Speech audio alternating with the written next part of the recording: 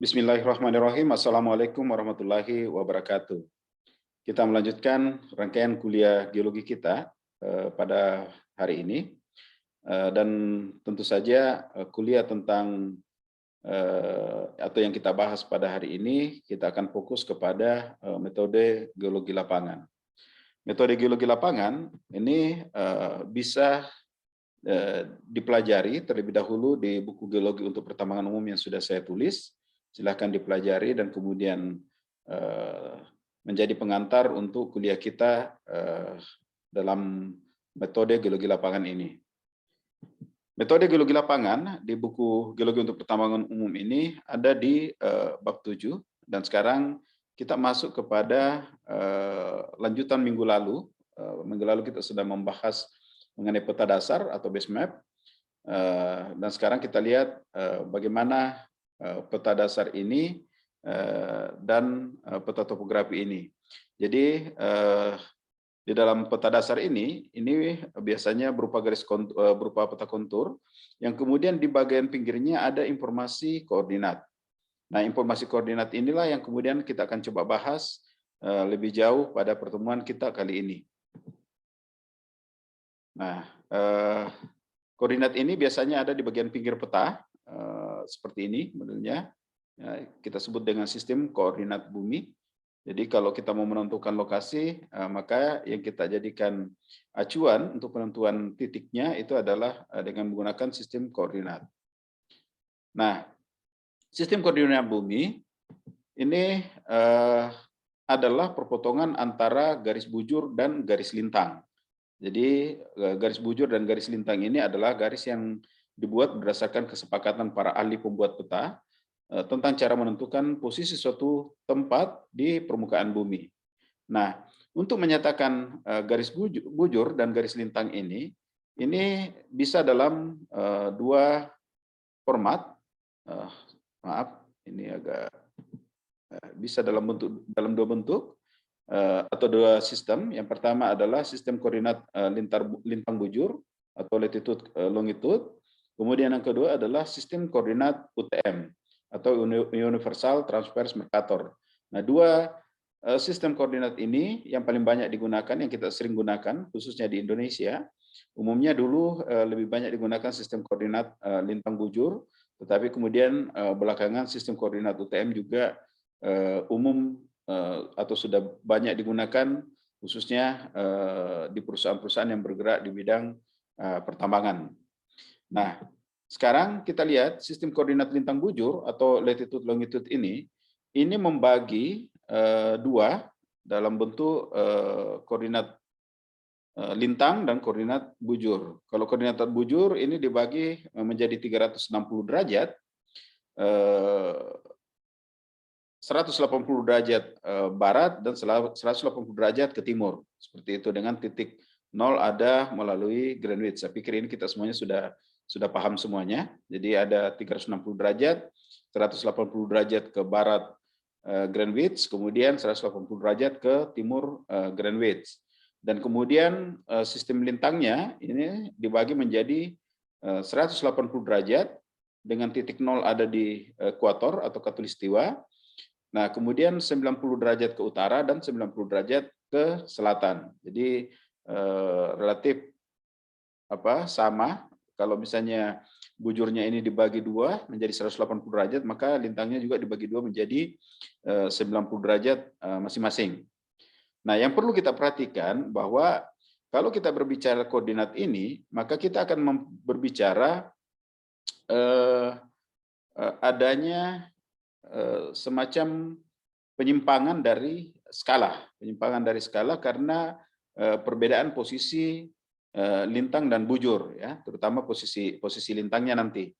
Kenapa? Karena peta yang dibuat itu dibuat dalam bentuk diproyeksikan dalam bentuk persegi empat, apakah itu persegi panjang atau bujur sangkar dengan jarak yang sama, tetapi dalam kenyataannya, dalam faktanya bahwa semakin ke utara atau semakin ke selatan, maka luas daerah yang dipetakan dalam bentuk segi empat itu menjadi semakin kecil, sehingga di situ ada penyimpangan skala. Misalnya contoh di dalam gambar ini, kalau kita lihat, misalnya ini adalah garis khatulistiwa, ini adalah garis misalnya ya, ini pengertian saja, ini misalnya 40 derajat selatan, jadi ini adalah 0 derajat khatulistiwa, kemudian ini 40 derajat ke selatan, maka ini diproyeksikan menjadi segi empat panjang seperti ini, persegi empat panjang seperti ini.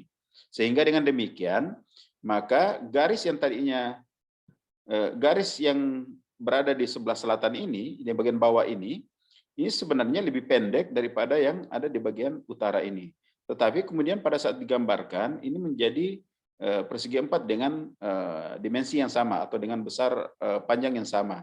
Sehingga ada penyimpangan skala, kalau di bagian atas ini 1:1, maka di bagian bawah ini kurang lebih 1:1,5. Ini misalnya ya, ini hanya perumpamaan saja. Begitu seterusnya, jadi misalnya ini makin ke bawah, ini akan semakin besar penyimpangannya, seperti itu. Jadi kalau kita lihat aktualnya, seperti ini, misalnya ini adalah lintang, ini 0 derajat pada garis khatulistiwa atau ekuator, ini skala itu adalah 1:1. Tetapi kemudian pada 30 derajat ke selatan, ini penyimpangan skala itu sudah menjadi 1,15. Dan seterusnya sampai ke 80 derajat ini sudah menjadi 5,76 dari skala yang sebenarnya. Jadi ini yang perlu kita pahami bahwa nanti harus ada penyesuaian terhadap skala, semakin jauh dari ekuator maka semakin besar penyimpangan dari skala itu. Kemudian sudut atau koordinat lintang maupun bujur ini itu biasanya dinyatakan dalam bentuk derajat, menit, dan detik, di mana 1 derajat itu sama dengan 60 menit, 1 menit itu sama dengan 60 detik, dan 1 derajat itu sama dengan 3.600 detik. Jadi perhitungannya itu sekian derajat, sekian menit, dan sekian detik, seperti itu ya. Kadang-kadang juga dituliskan dalam bentuk angka, misalnya tanpa ada penulisan derajat, menit, dan detik. Kita lihat dulu contohnya. Jadi misalkan ada angka 125,2625 derajat. Jadi di sini hanya satuannya hanya derajat saja. Ini kita mau membuat penulisan ini berapa menit, berapa derajat sih sebenarnya, ini berapa derajat, berapa menit, dan berapa detik sebenarnya. Nih, maka kita menuliskan 125,2625 derajat ini sama dengan 125 plus 0,2625 seperti ini ya. Kemudian 0,2625 ini kita mau coba merubahnya menjadi menit dan detik. Sehingga 0,2625 derajat ini sama dengan 0,2625 dikali 60 karena 1 derajat sama dengan 60 menit. Maka kita dapatkan 15,75 menit. Ya, jadi 0,2625 derajat itu setara dengan 15,75 menit. Nah sekarang di sini masih ada angka 0,75. Ini yang kita akan konversi menjadi detik.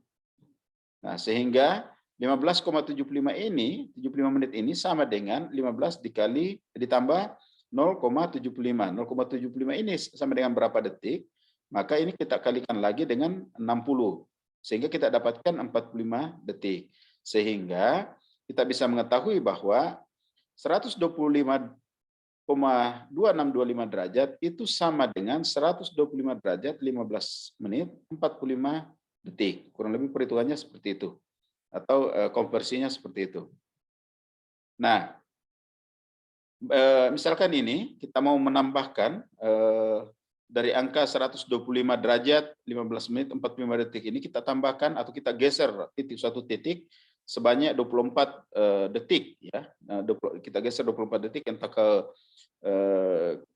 utara ya atau ke selatan. Misalnya di sini kita mencoba menambahkan 24 detik, maka 125 derajat 15 menit 45 detik ini tambah 24 ini sama dengan 125 derajat ditambah 15 menit 69 detik. Nah, tentu saja ini karena ini 69 detik, berarti lebih dari 60 detik, maka ini sudah cukup 1 menit. Sehingga ini 1 menit ini ditambahkan ke 15 ini, sehingga menjadi 125 derajat 16 detik, 16 menit, 9 detik. Kurang lebih seperti itu.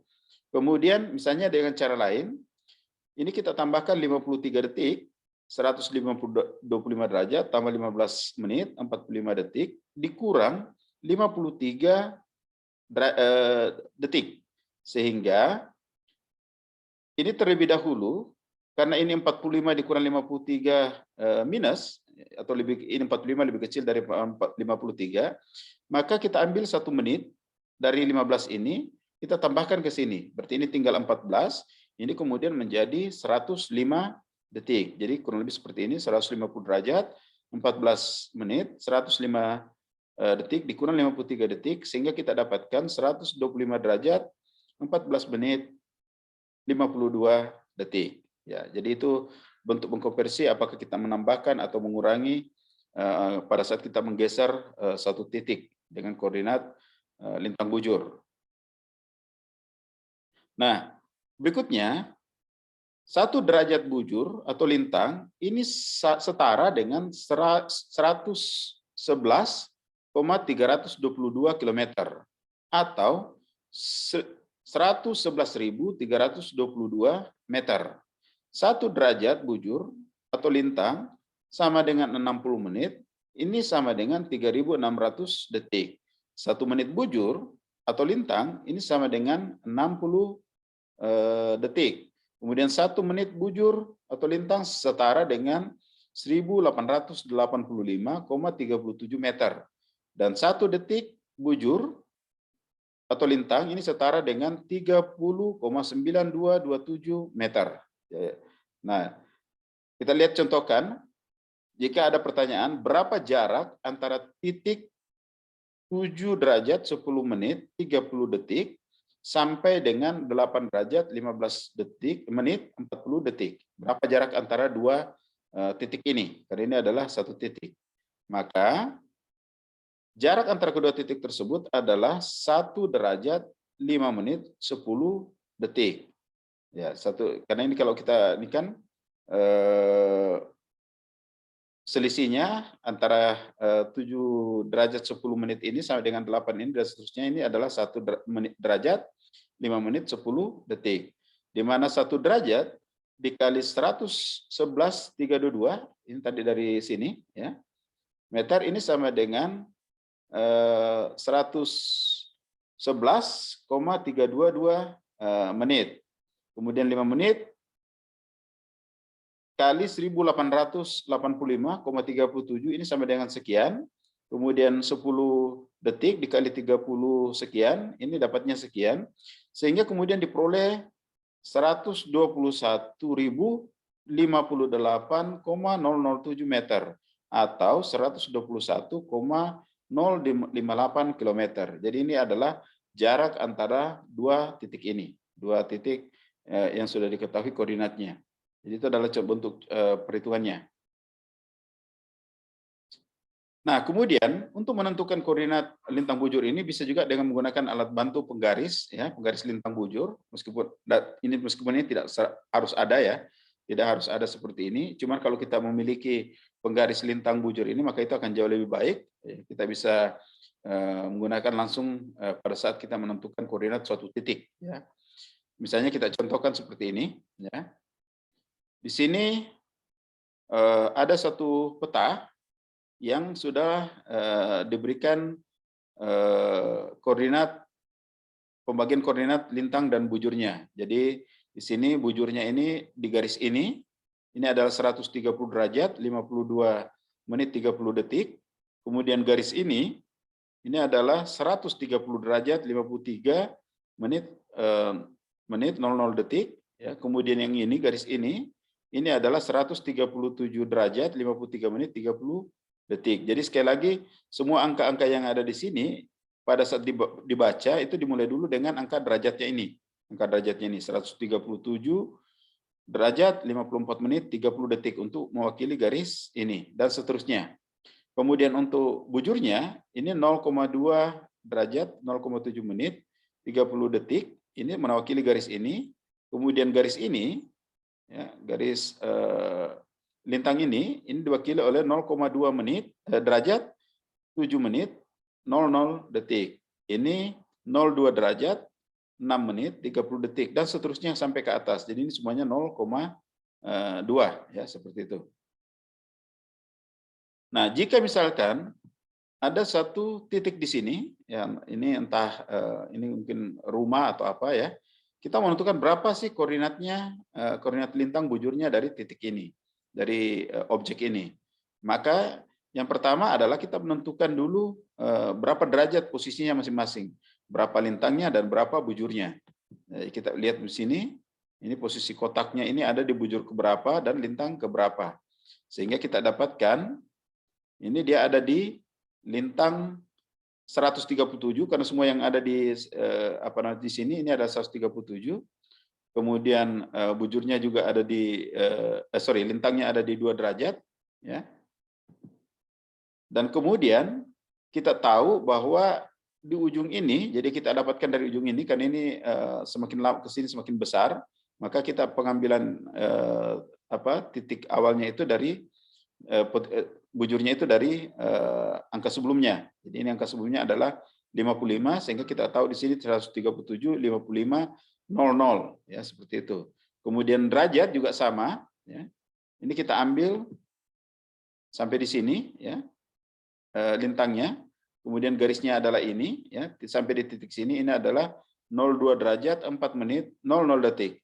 Nah, sekarang tinggal menyisakan berapa detik untuk sampai ke titik tengah dari objek ini.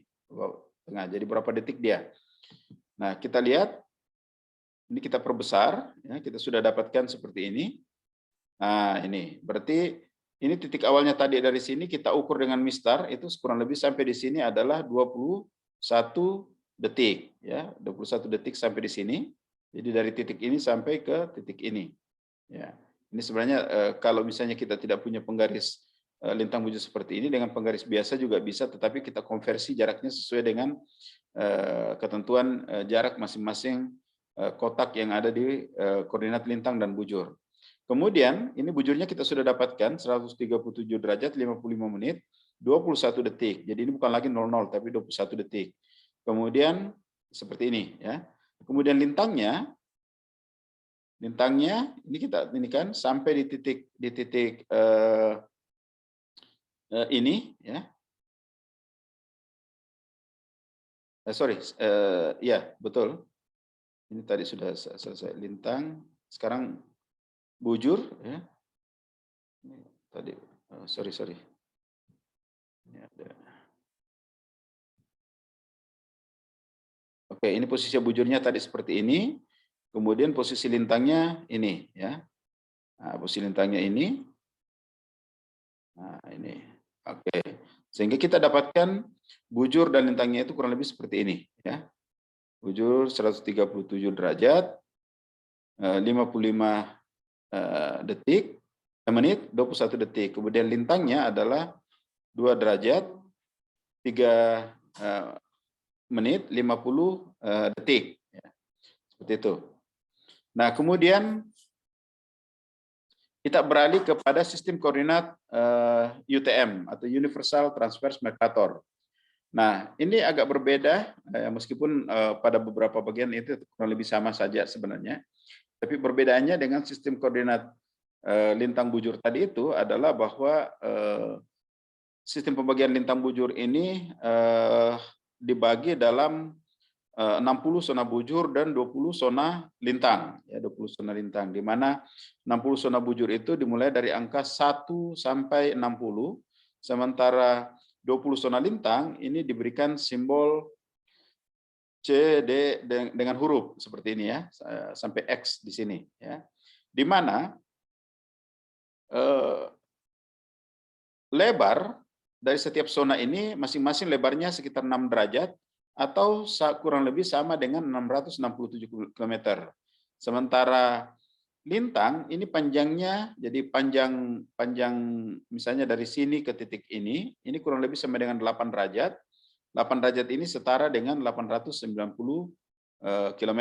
Jadi ini perbandingan antara zona UTM dengan di sebelah sini, di sini ada pembagian derajat lintang begitu juga tadi, kalau di sini ini adalah zona bujur, ya, zona bujur, maka di bagian bawah ini ada zona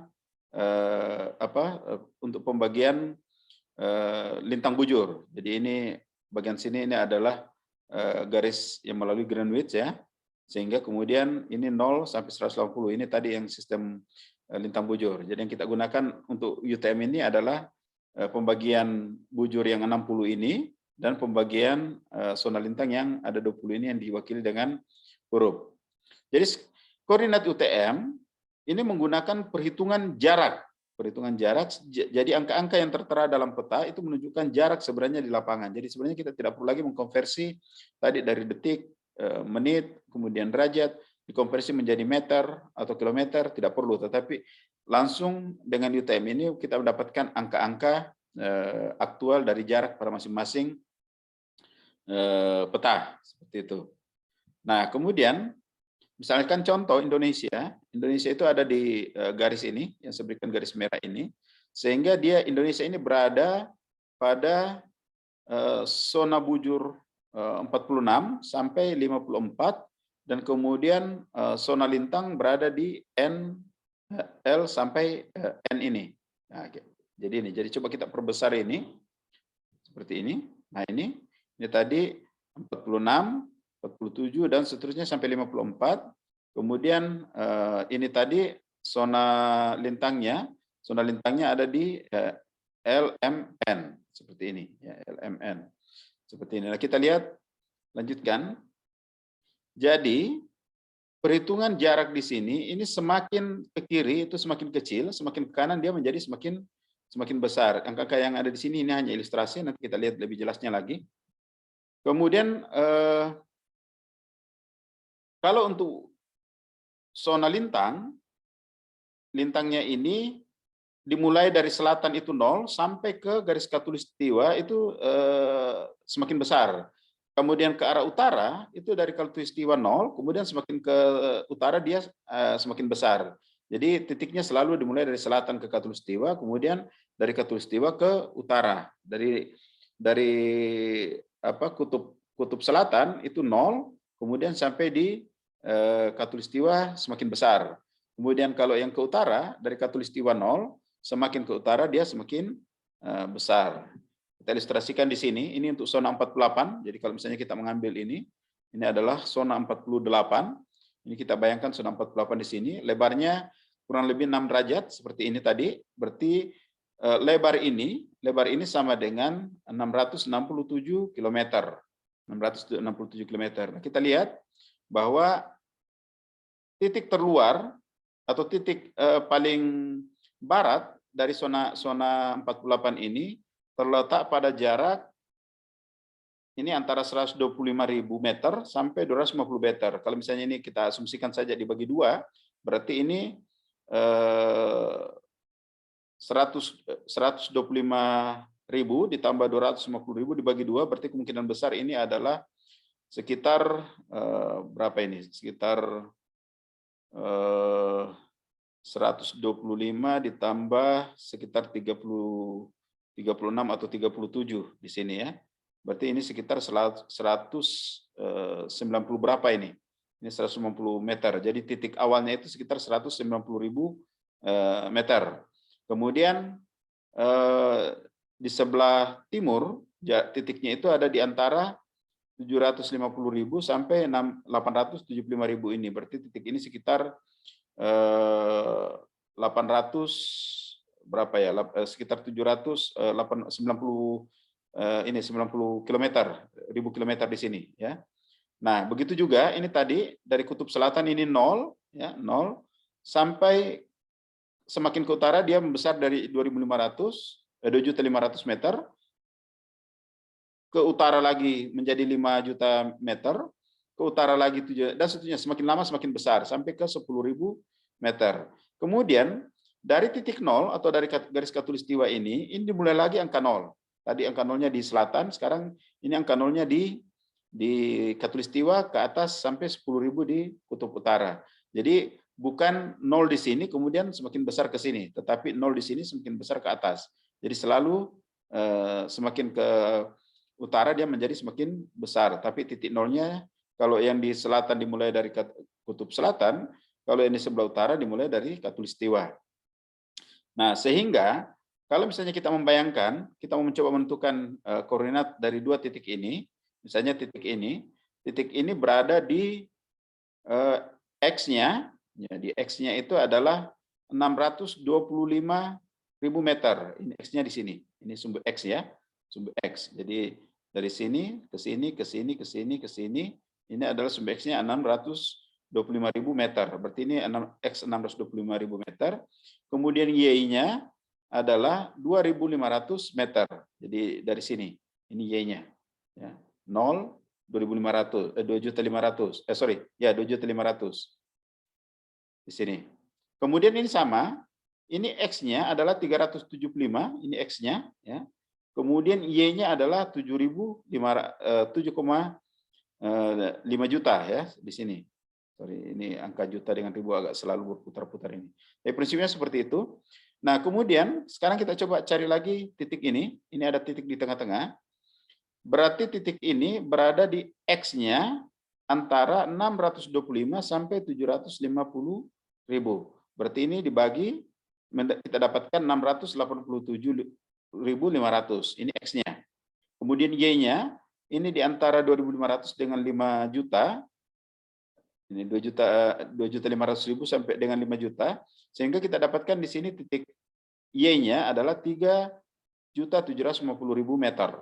Jadi ini jelas ya. Jadi begitu teknik penentuan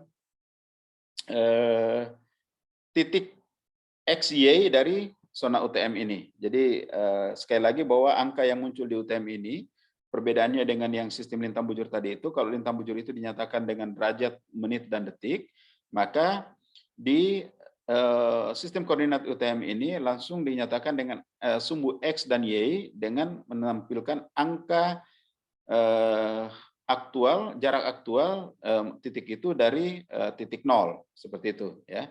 Itulah sistem koordinat UTM. Nah, ini juga ingin saya pertegas kepada adik sekalian karena ini selalu jadi perdebatan. Kalau kita berbicara skala, maka skala itu ada yang berukuran kecil, ada yang berukuran besar. Nah, kadang-kadang jika kita memiliki peta yang berukuran kecil, kemudian kita perbesar, maka di sini selalu muncul perdebatan. Apakah kita sudah memperbesar skala atau kita hanya memperbesar gambar saja?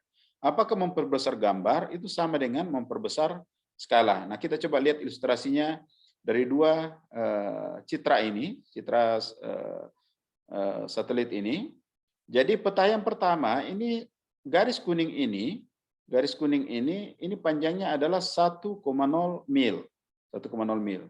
Sementara peta kedua 1,0 mil itu diwakili oleh garis sepanjang ini. Jadi peta yang sebelah kanan ini lebih besar skalanya dibandingkan dengan yang sebelah kiri. Jadi ini skalanya lebih kecil yang sebelah kiri dibandingkan dengan yang di sebelah kanan. Nah, sekarang jika kemudian peta yang sebelah kiri ini saya perbesar, katakanlah saya fotokopi perbesar atau di-scan kemudian diperbesar gambarnya supaya cakupan area yang tercover di dalam foto yang sebelah kiri ini sama dengan cakupan area yang di sebelah kanan ini. Jadi saya perbesar supaya garis 0,1 mil yang sebelah kanan ini sama panjangnya dengan 1 mil yang ada di sebelah kiri ini. Ya. Ini agak ini ya, agak 0,1 mil dengan 1 mil ya. Kita teruskan.